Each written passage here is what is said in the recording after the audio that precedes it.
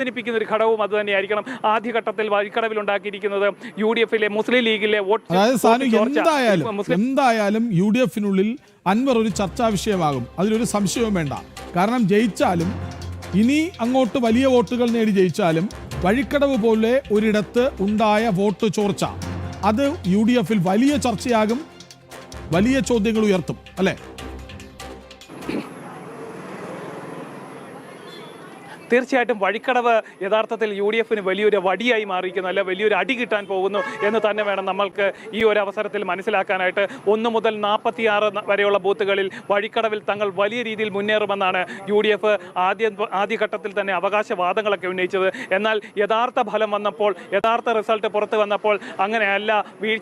വലിയൊരു വോട്ട് ബാങ്കിൽ വലിയൊരു ചോർച്ച അവർക്ക് സംഭവിച്ചിട്ടുണ്ട്. അതുപോലെ തന്നെ അൻവർ പിടിച്ച വോട്ടിനൊപ്പം തന്നെ NDA നേടിയ ഒരു വോട്ടും അത് UDF-നുള്ളിൽ വലിയൊരു ആശങ്ക ഉണ്ടാക്കിയിട്ടുണ്ട്.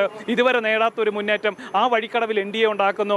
1250ഓളം വോട്ടുകൾ വഴിക്കടവിൽ NDA-യിലെ അക്കൗണ്ടിലേക്ക് മാറുന്നു. അത് എവിടുന്ന് വന്നു എന്നുള്ളതും വലിയൊരു ചർച്ചയാണ്, വലിയൊരു ആശങ്കപ്പെടുത്തുന്ന ഒരു ഘടകം തന്നെയാണ്. അത് UDF-ന് മാത്രമല്ല, ആ ഒരു വോട്ടിംഗ് മുന്നേറ്റം നടത്തിയ NDA-യുടെ ആ ഒരു വോട്ട് നില അത് LDF-നും അത് കാര്യമായി ക്ഷീണം വരുത്തിയിട്ടുണ്ട്. ഒരു പക്ഷേ അത് LDF-ന്റെ വോട്ടുകളായിരിക്കാം NDA-യുടെ പാളയത്തിലേക്ക് വന്ന, NDA-യുടെ അക്കൗണ്ടിലേക്ക് വന്നത്.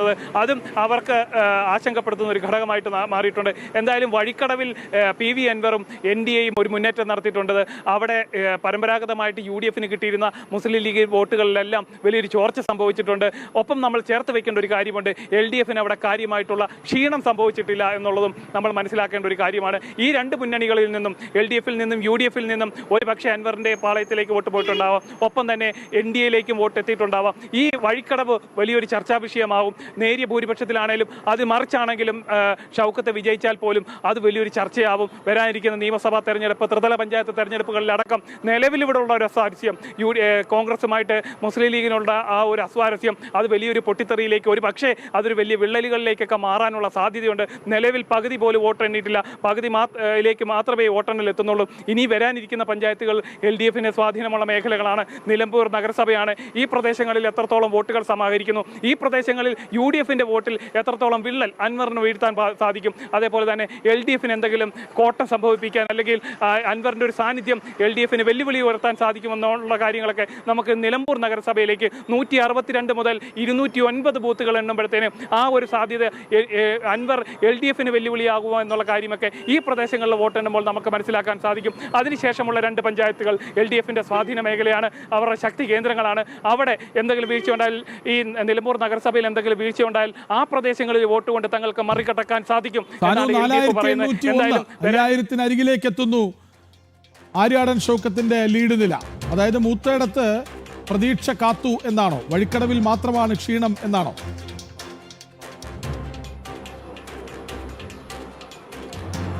മൂത്തയിടത്തും കാലിടറിയിട്ടുണ്ട് എന്ന് തന്നെയാണ്. മൂത്തയിടത്ത് എണ്ണി തീർന്നപ്പോഴും ഷൗക്കത്തിന് കാര്യമായിട്ടുള്ള മുന്നേറ്റം അവിടെ ഉണ്ടാക്കാൻ സാധിച്ചില്ല. എടക്കരയും പോത്തുകല്ലും ചുങ്കത്തറ പഞ്ചായത്തുകളുമാണ് UDF-ന് ആശ്വാസമായത്.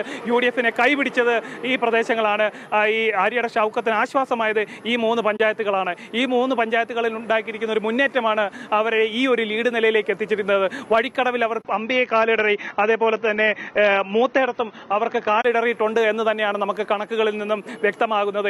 ഇനി വരാനിരിക്കുന്ന പ്രദേശങ്ങൾ, ഇനി വരാനിരിക്കുന്ന പഞ്ചായത്തുകൾ അതിനിർണായകം തന്നെയാണ്. ചുങ്കത്തറ പഞ്ചായത്തും അതേപോലെ നിലമ്പൂർ നഗരസഭയുടെ 162 മുതൽ 209 വരെയുള്ള ബൂത്തുകൾ ഒക്കെ അതിനിർണായകമാണ്.